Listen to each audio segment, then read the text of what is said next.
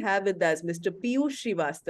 Piyush has been in the industry for over 2 decades now and has a wide amount of experience in IT under various domains like telecom, hospitality, banking, finance, retail, engineering, and construction. He has led large scale projects from inception to successful completion while executing sound strategic decisions. Thank you so much for joining us here today, Piyush. Thank you, Supriya, for having me on this call. Yeah, thank you. The pleasure's ours, Piyush. So, Piyush, you have a wide amount of experience in technology, right? So, how do you see technology shaping the future of businesses in India in the near future?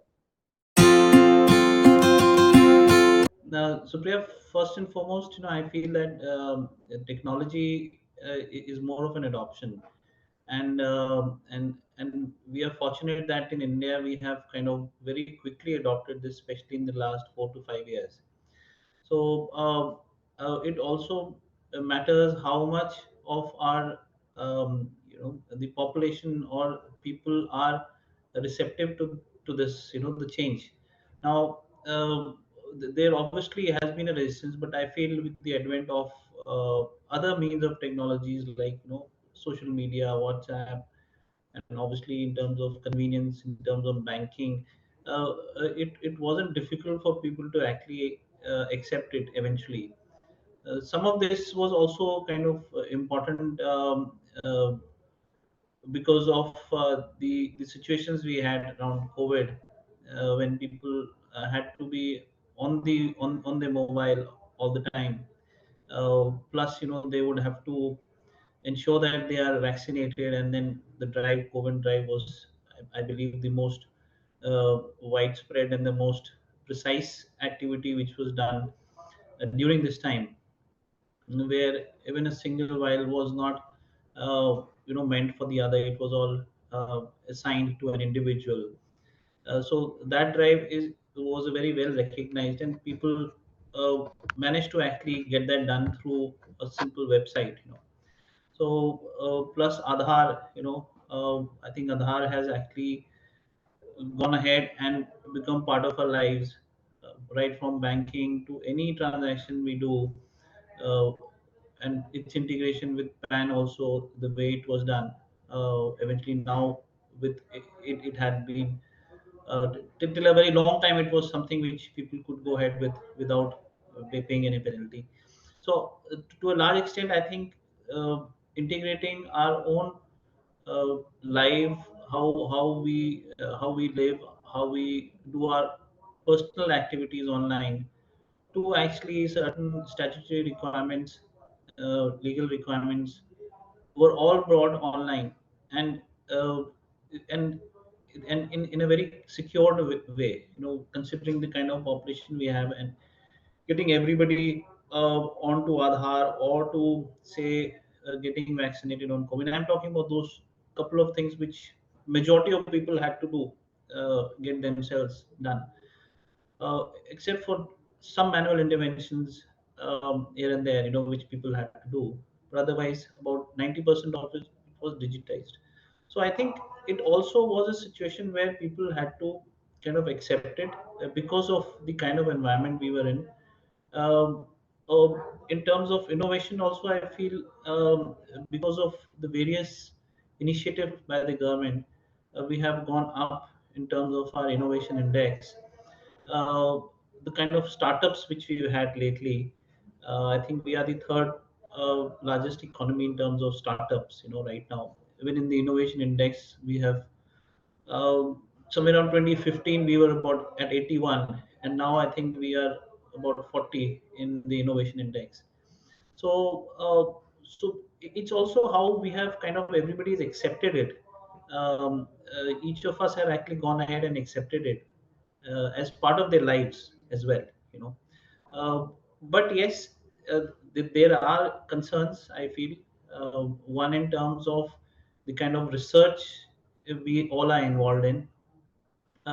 In more developed countries, about 70% of research is by the private sector. Uh, but that ratio is very low here in India. It's about 30%. The investment which is being done in terms of research and development Government share is about 56%, in totality. I think that is one place where I think we are lacking, and more initiatives have to be taken. Plus, that government public private kind of a uh, work, if they need to work together, and we have some of these uh, bodies, which we have GITA, and where we would need to actually have more involvement, CII and our own government federations. So we need to get together and look at more research, um, create more options, incubators, for to support the innovation and also the startups. So we are on the right track, and I, looking at we are looking at 5 trillion kind of an economy in by 2027. So hopefully that the vision which we have, we should be able to achieve that in the next 2 3 years. You're absolutely right there, Piyush. I mean, the pandemic, was a sort of, what you precursor to a lot of technology evolution, right? The technology landscape is evolving every single day. There are disruptive technologies that are coming in every single day. So, how do you sort of strike a balance between adopting new technologies and ensuring stability and reliability of existing systems? Again, there are two thoughts to it. I think we usually hurry up when it comes to technology, and we see results in the industry, and we kind of assume that one size fits all kind of of an approach, but that's usually not the case. Sometimes when we have a legacy application or a pre-existing application running, I think unless we feel that it is going to break down or there would be issues, we should not bother too much. But yes, we also have to look at, in 5 years time, what how the technology eventually is taking its course, and how we would need to change our applications to adjust to it. So yes, some new age technologies can be adopted in their as a state, uh, which probably do not require too much of a change in the legacy. It is more of an integration or an API kind of an approach. Um, but uh, but then yes, a larger picture comes in when we say that we are going to adopt cloud, or let's say we are going into robotics. Um, uh, so I think that's where uh, we would have to actually at least make a start, so that we are not left behind, and we are able to kind of integrate with the other new age technologies. Now, let's say we are talking about AI, right? Or let's say IoT to a large extent. When I say IoT, I feel that uh, IoT is an integration of lot of technologies, from hardware to even machine learning, AI. So we can say that yes, we're going ahead with the IoT, uh, but that's a very detailed kind of an analysis and an approach, because any one failure can result in this in the failure of the whole solution. So I think adopting any of these new solutions would require you to actually assess your existing systems as well. So that's where your approach to your legacy application comes in. If it's a standalone, I think that is not too much of a worry. But in the changing times, we have to kind of adopt, or have at least a platform where these applications can be integrated. Now, a lot of these common platforms are coming in, which sits over your legacy applications to ensure they are integrated. So I think instead of actually touching these core applications, enterprise applications, which are stable, we need to have the correct set of skills and the partners to actually analyze this before actually straight away jumping into, because a lot of these we've seen that in your conference as well, which we just we had, there was this talk about that AI is the buzzword, but the adoption is just probably about 9%. So so I think we get overly excited about such technologies, but we have to ensure that we have a use case which fits into them. So we are heavily into as in the industry is heavily into data, into analytics, cloud computing. Now, unless we have our own base uh, baselines clear on what exactly we're going to work on, we would never be able to leverage these technologies. So when I say AI, then it sits on the data itself. Otherwise, you would actually have a wrong interpretation. So you need to first ensure that your data is cleansed. It's it's right uh, data there for the machines to learn and then feed it into the our AI algorithms. So some of these algorithms are written such that they are able to interpret itself, and that's where we may just go wrong. So yes, there is our legacy systems. There is a certain technical debt as well. I believe a lot of people have actually gone into quick solutions, considering that these are cheaper and probably they are new age. Uh, but what has happened is that in a couple of years' time, we have seen that these have actually not given results, or probably they have worked differently. So I think we'll have to evaluate before actually adopting these. These are all available. They are partners as well. Plus, I believe partner selection. We talked about this in a conference as well. Uh, Partner selection is very important because they probably have worked in a certain kind of industry, and but we have to evaluate that their solution, their expertise fits into ours as well, because we would not have as a business, we probably would not have that understanding, and we would need their consulting. So a lot of excitement in the market, I believe, but we have to be very careful because once done, then we can't go back, and the kind of expenditure and the commitment we've given to the management, kind of fails, and so that's my take.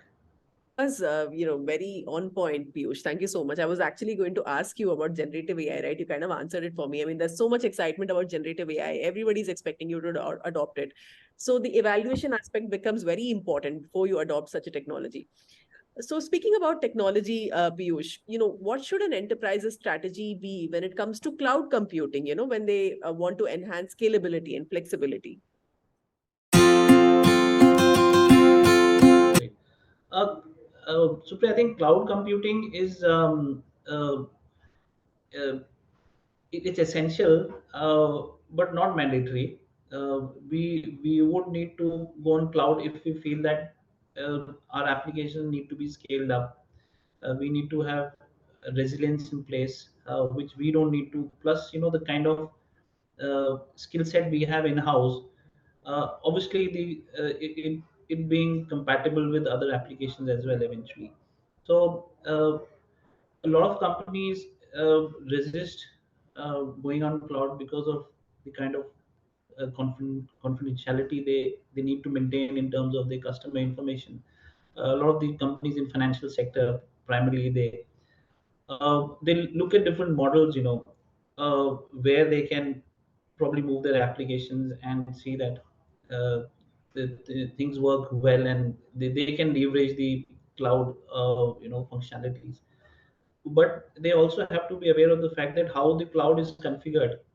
Now, where their data is residing, that's also important. Is it a public, private? We have these options as um, uh, multi-cloud. Now, just by going ahead with cloud and not ensuring that the information is quickly accessible at the edge is also a concern. So maybe they are looking at scalability, resilience, and probably also the kind of support they would want, a SaaS model or something where they would need to uh, have others kind of manage their services, in terms of managed services, to be precise. But they would have to also ensure that this data is easily accessible. It's quick.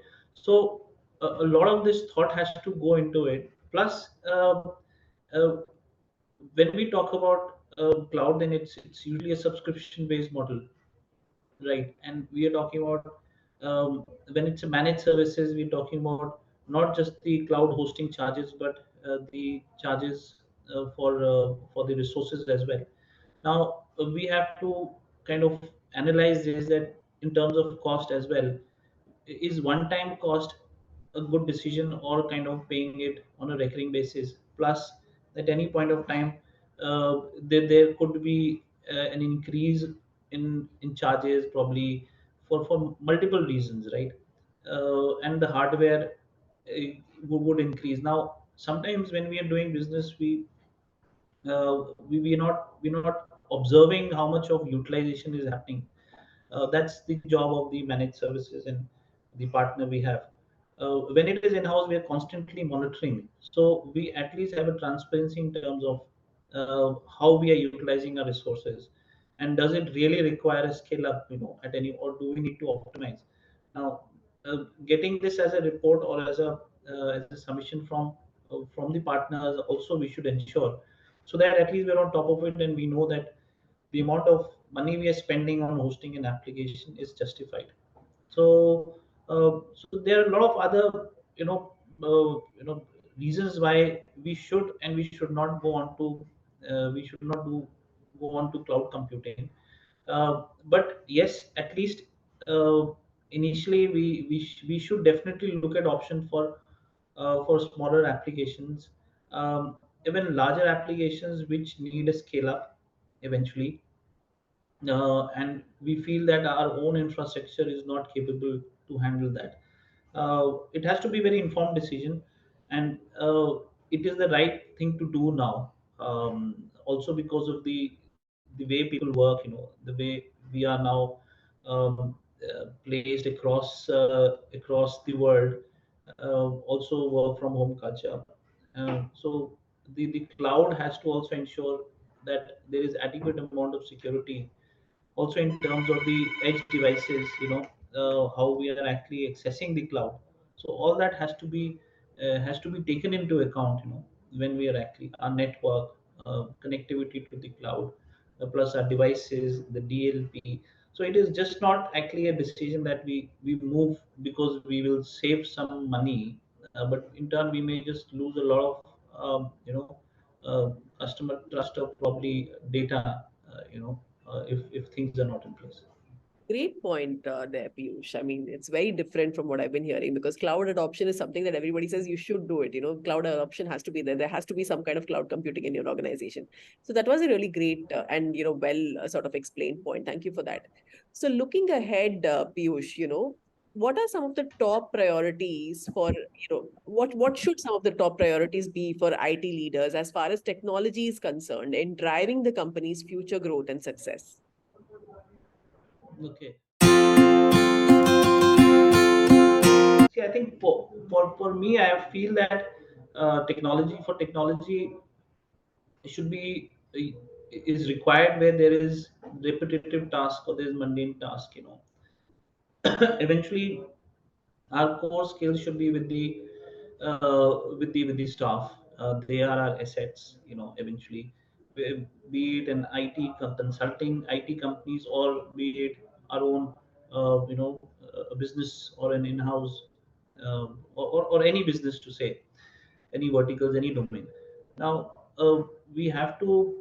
So this all this activity which people are doing should be automated, digitized. Now that's the generic approach, as in what we ideally should do in digitization, automation. Now to do digitization, what more we need to do, how we digitize, and digitization intelligently, as in we're not talking about just converting something and sending across. Now we're actually creating, we're not kind of giving a solution, we are actually creating work out of work. So we have to have an end-to-end solution too, and that's where I think things like AI, metaverse, come into picture. So the basic groundwork should be in terms of how we're going to automate things, how we need to digitize.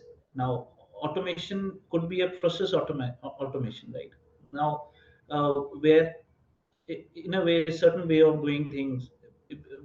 Some small example could be office automation, general, proposals, approval, etc., which probably is a handwritten. Now we are automate. Let's say we are automating that, or let's say bank reconciliation or a branch operation to say, a part of it is being automated. Now, within automation, there could be digitization, scanning of documents, approving. So all that has to be is based on a certain intelligence, a certain way business works, and eventually it is an ownership of the business as well. So IT can provide solutions, but it has to be owned by the business. Now, of late, this integration has become stronger. A lot of business, also because of how the different management actually considers this. uh, they want to cut down on costs. They would want to, and it's a going concern. They are not looking at their businesses to shut down in the near. So they know that the investments they do now will help them grow only. That's why we have these budgets, and we have to actually do an ROI to see that in next 3 years time this is the kind of money which we would save through automation. So I think the focus of management has come in, especially into IT, and how business needs to adopt IT also. So it's being driven from the top now, and that kind of investments are coming in. But it is essential that we work along with business to get the right solution in place. Now, things like RPA, or let's say data analytics, or uh, any such solution requires business involvement. Otherwise, it would not. And then not just at the time of implementation or conceptualization, or it also needs that it's managed by them. Eventually they own it and then they run it. And so that kind of an ownership has started coming. It's now started coming in the industry. So I feel that technologies, uh, it's never one single technology which is going to help us. It's going to be a mixture of all together. And for business, it starts from data. So you have to have the data in place, and then you can build on all these. Whether it is IoT, whether it is even metaverse to say, or augmented reality. We can have different use cases. These are just tools to actually help you achieve your business objective. But yes, I think that we should empower the staff to actually think more, innovate more, by not in getting involved in mundane tasks. But that's not the trend of the times. People want to think and innovate, and they have to have, and for that we have to also see to it that they have just, we recruit them basis their basis our requirement, but we get to know about their capabilities only later, when we actually expose them to solutions, sorry, to situations where they can perform. So it's essential that with this automation we also empower our staff, or our people in general, to look at, and this is just not in the companies and the industry. We are talking about even in our general lives. We are no longer going to a bank to actually do our transaction. It's become a commodity. If I see that any bank is asking me to come and do some formalities or just fill in a form, if it's not very important or essential, and I don't have any place else to go, probably I'll do that. But I would probably look at other options before doing that. Even these days, you have all your groceries coming within 15 minutes. Even if it comes with a certain charge, you know that you don't need to go out in this weather, and or weather, or let's say spending money. So you people have become very conscious in terms of how they are going to utilize their time, and also in terms of uh, cost conscious as well, because by actually not going, they know that if I would have gone, I would have spent so much, right? So people have become very smart and very informative. It is not just about people who are like, I would say, done their schooling or probably education too. It's a general people at large, so they have become, and that's because of how, this has actually spread across our, our country, our people. So I think when it comes down to how we work, when we come back at our offices and work, I think it reflects from how we actually spend our time at home in our private lives. Thank you so much, Piyush. I must say, it's always a pleasure to talk to you. You've given a really, beautiful and comprehensive overview of how technology is not just transforming businesses, but it's transforming our lives as well. And your point on not getting too excited about new technologies and evaluating it before implementing it is well taken. Thank you so much, Piyush. I must say it was a pleasure talking to you. Same here, Supriya. Wonderful. Thank you. Great. Thank Have a you, good day. Piyush. Thank you. Bye.